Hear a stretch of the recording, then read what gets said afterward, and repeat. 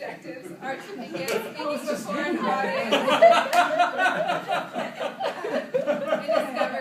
discover speaking skills he didn't know he had, or skills that need attention, and his time is 4 to 6 minutes. The name of his speech is Myself. Thank you.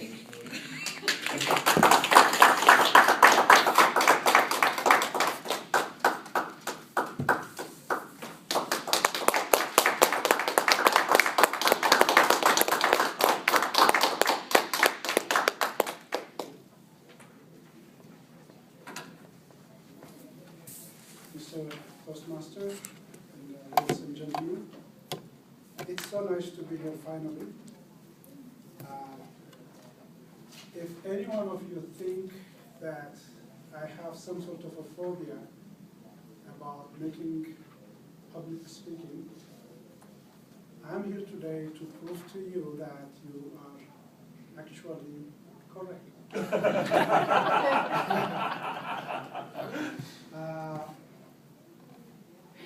The unfortunate thing is that, every week Tuesday comes, give it 6 more days, there will be another Tuesday.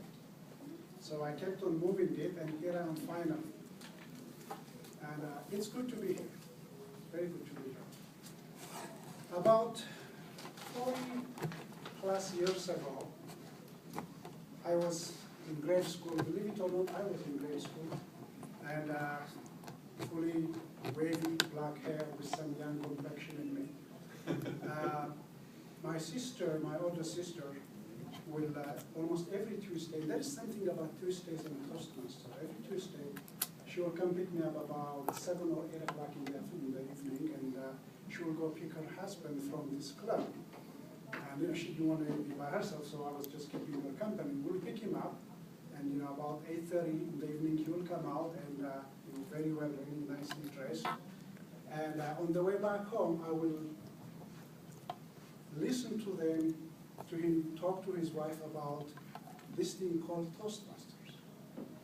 Apparently, he was working for Mobil East Africa, and some of the American friends that he's working with must have introduced to the Toastmasters Club in Ethiopia at that time. And so that's the first time I heard Toastmaster.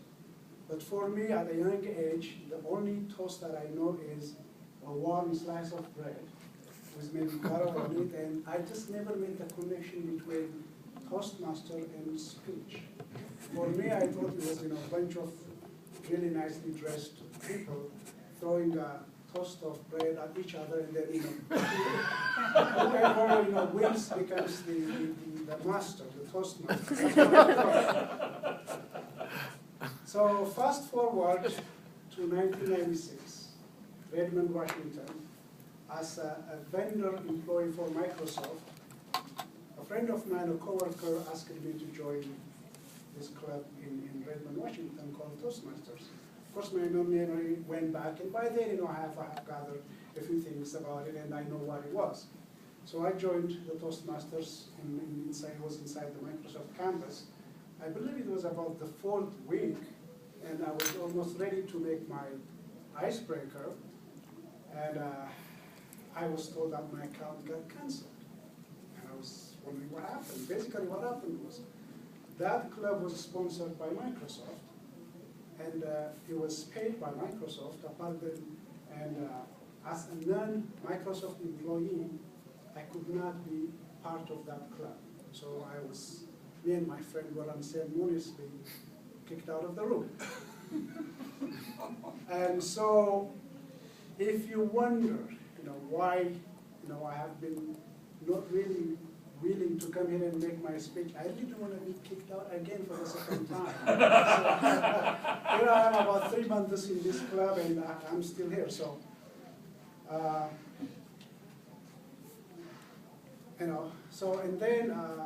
so now you know about how I started, how I first heard about the Toastmasters, and so with that in front of your mind, let me just tell you a little bit about myself. I was the sixth, the last one in the family of 6, and the first one to leave the comfort of home, young man, go west.